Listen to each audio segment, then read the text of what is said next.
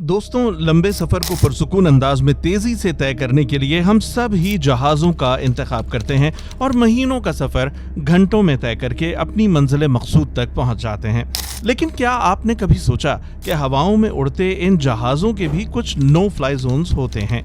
जी हाँ, हवाओं में भी रूट्स होते हैं और इन रूट्स में कुछ ऐसे भी होते हैं जो कम रास्ते के बावजूद इस्तेमाल नहीं किए जाते। इन रास्तों में कुछ तो टेक्निकल वजूहात की बिना पर इस्तेमाल नहीं किए जाते और कुछ ऐसे भी हैं जिनको वहां की हुकूमतों और हालात ने नो फ्लाई जोन बना रखा है।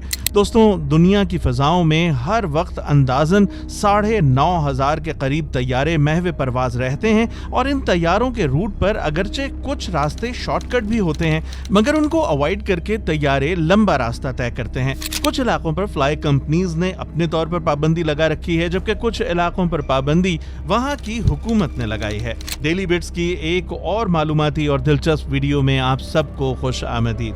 नाजरीन, आज हम आपको कुछ ऐसे ही इलाकों के बारे में बताएंगे जो कि नो फ्लाई जोन कंसिडर होते हैं। इनमें तिब्बतन प्लेटो सबसे बड़ा इलाका है। ये इलाका तकरीबन 25 लाख स्क्वायर किलोमीटर का है। अगर देखा जाए तो फिजाई सफर के लिए ये बहुत ही अहम रूट है जो चीन को यूरोप और मिडिल ईस्ट से जोड़ता है। लेकिन लाइव प्लेन ट्रैकर में देखा जाए तो सैकड़ों तैयारों में से कोई भी इस इलाके से गुजरता हुआ नजर नहीं आता। इसकी क्या वजह है? इसकी सबसे बड़ी वजह वहां मौजूद ऊंचे तरीन पहाड़ी सिलसिले हैं जो चीन, नेपाल, भूटान और अफगानिस्तान तक फैले हुए हैं। इस इलाके में पहाड़ों की औसत ऊंचाई 14,000 फुट है, जबकि कमर्शियल तैयारे अमूमन 35,000 फुट की ऊंचाई पर उड़ते हैं।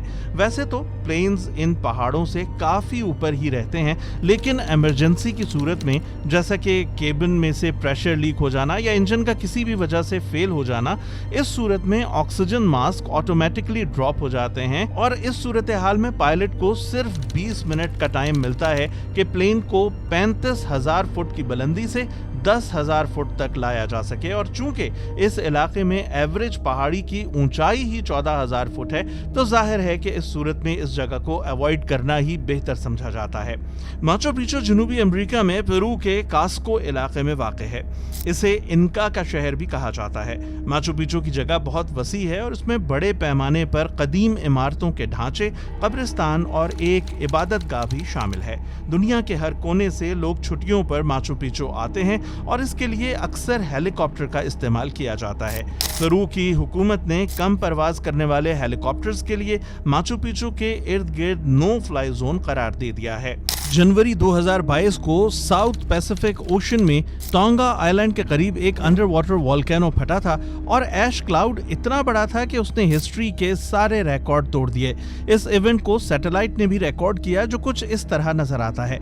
एशेस के ये बादल आसमान से 1,90,000 फीट की हाइट तक रिकॉर्ड किए गए।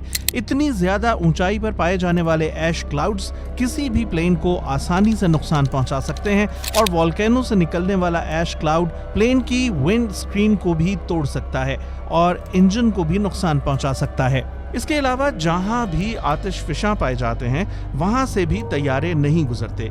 दरअसल 24 जून 1982 को लंदन से न्यूजीलैंड जाने वाली फ्लाइट रास्ते में एक एक्टिव आतिशफिशां के बादलों के ऊपर से गुजर गई। उस दौर में तैयारे में सिगरेट नोशी पर पाबंदी नहीं हुआ करती थी।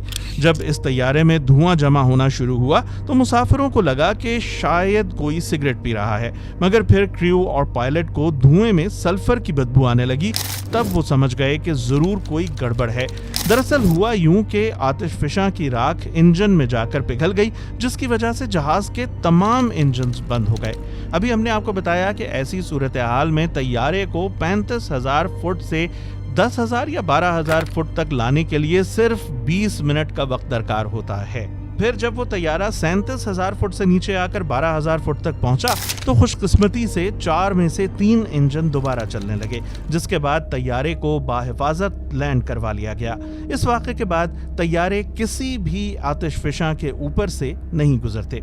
شمالی کوریا واحد ایسا ملک ہے جس کی ایئر سپیس سب سے زیادہ خطرناک سمجھی جاتی ہے کیونکہ شمالی کوریا کی فوج بغیر بتائے کبھی بھی میزائل لانچ کر دیتی ہے۔ اگرچہ انٹرنیشنل رولز کے مطابق ایسے کسی بھی تجربے سے پہلے حکومتیں اس علاقے سے گزرنے والے جہازوں کو متنبع کر دیتی ہیں، مگر شمالی کوریا کی فوج کبھی بھی کوئی میزائل لانچ کر سکتی ہے یا کسی میزائل کا تجربہ کر دیتی ہے۔ اس وجہ سے طیارے شمالی کوریا کے اوپر سے گزرنے سے گریز کرتے ہیں۔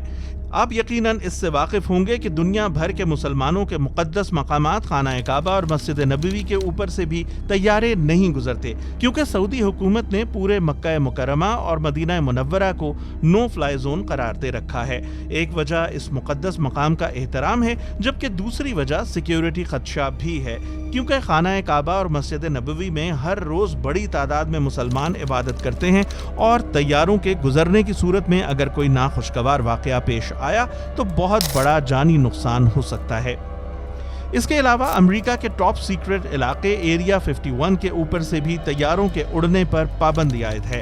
نواڈا ریاست میں 7500 اسکوائر کلومیٹر پر محیط یہ علاقہ نو فلائی زون میں آتا ہے۔ اگر کسی طیارے نے غلطی سے بھی وہاں سے اڑنے کی کوشش کی تو پہلے تو اسے فوراً اپنا راستہ بدلنے کا کہا جائے گا، بصورت دیگر امریکی فوجی اسے فائر کر کے گرانے کا اختیار بھی رکھتے ہیں۔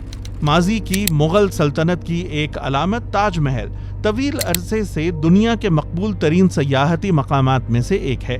2015 میں ماہرین آثار قدیمہ اور تاج محل کے سیکیورٹی سروسز دونوں نے حکومت سے درخواست کی تھی کہ اس مقام کی سخت حفاظت کے لیے سرکاری سطح پر نو فلائی زون قائم کیا جائے اور 2019 میں تاج محل کی حیثیت نو فلائی زون ہو گئی۔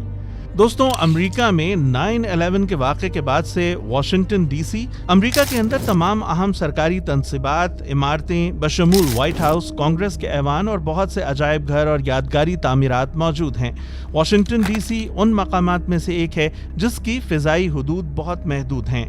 یوکرین پر روسی حملے کا ایک نتیجہ ملک کے اندر اور باہر سول طیاروں کی پابندی بھی ہے۔ روسیوں نے 2022 کے اوائل میں یوکرین پر حملہ کیا، جس کے جواب میں یوکرین نے فوراً ہی اپنی فضائی حدود رسائی کو بند کر کے جواب دیا۔